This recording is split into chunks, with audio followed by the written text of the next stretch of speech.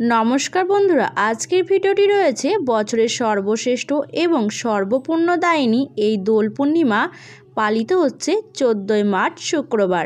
তাই অবশ্যই আপনারা 14ই মার্চ শুক্রবার ভুল করেও বাড়ি থেকে এই 4টি জিনিস কাউকেই দান করবেন না, না হলে আপনার পরিবারে চরম বিপর্যয় নেমে আসবে।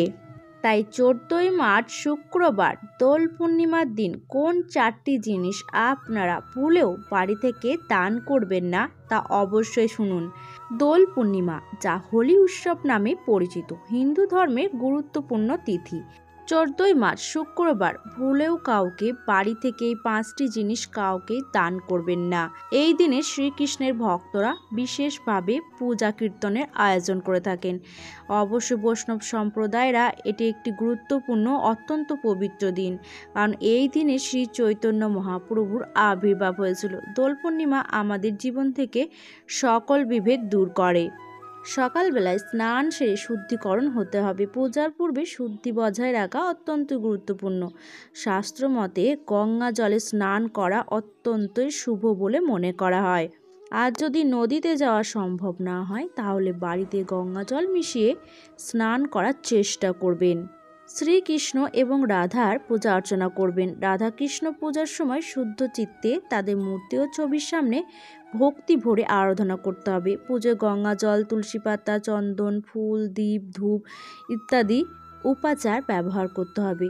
রাধা কৃষ্ণের প্রেমলীলা স্মরণ করে ভক্তরা নানান রকম ভক্তিমূলক কাজকর্ম অংশগ্রহণ করেন। শ্রীকৃষ্ণের প্রতি ভক্তি নিবেদনের অন্যতম প্রধান হল কীর্তন এবং ভজন। ভক্তরা একত্রিত হয়ে শ্রীকৃষ্ণের নাম সংকীর্তন করেন। মন্দির বা গৃহে কীর্তনের আয়োজন করা হয়, তাই অবশ্যই আপনারা শুভ দিনে কীর্তন অবশ্যই করবেন। রঙের মাধ্যমে সকলের মধ্যে আনন্দ, সৌন্দর্য এবং ভ্রাতৃত্বের বন্ধন দৃঢ় হয়। অবশ্যই পুজোর শেষে প্রসাদ বিতরণ করে আপনার ক্ষীর, মিষ্টান্ন, ফল আরও অন্যান্য জিনিস ভগবানকে নিবেদন করে তারপর ভক্তদের মধ্যে বিতরণ করার চেষ্টা করবেন। শুধু এক ধরনের ভোগ নিবেদন নয়, বরং ভক্তদের জন্য ঈশ্বরের কৃপা লাভের এক মহান উপায়।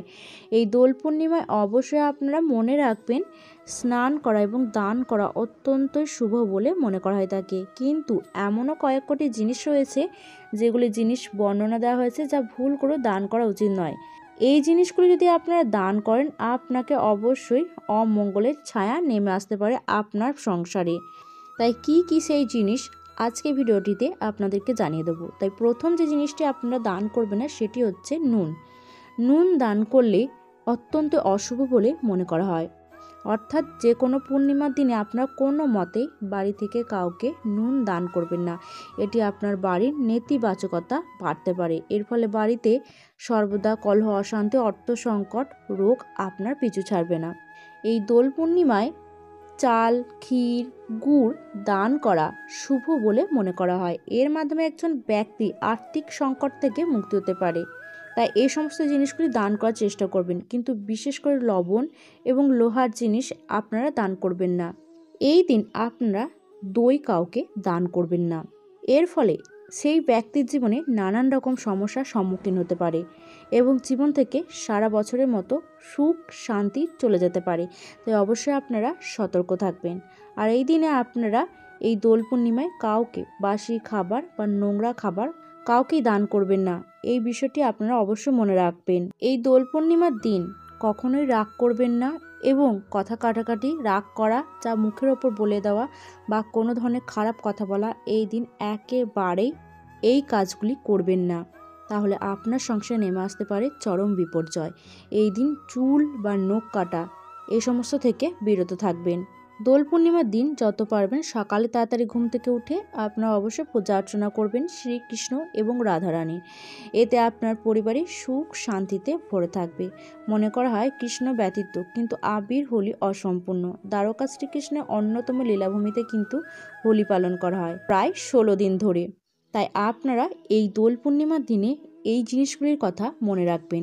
এই জিনিসগুলি কাউকে দান করবেন না এবং এই সমস্ত কাজগুলি থেকে বিরত থাকবেন। তো বন্ধুরা, আজকের ভিডিওটি এই পর্যন্তই। যদি ভালো লেগে থাকে তাহলে অবশ্যই একটি লাইক করবেন এবং চ্যানেলটিকে সাবস্ক্রাইব করে নোটিফিকেশান বেল আইকনটি অন করে রাখবেন এরকম আরও নতুন নতুন ভিডিও দেখার জন্য। আর কমেন্ট বক্সে অবশ্যই লিখতে ভুলবেন না জয় শ্রী রাধাকৃষ্ণ।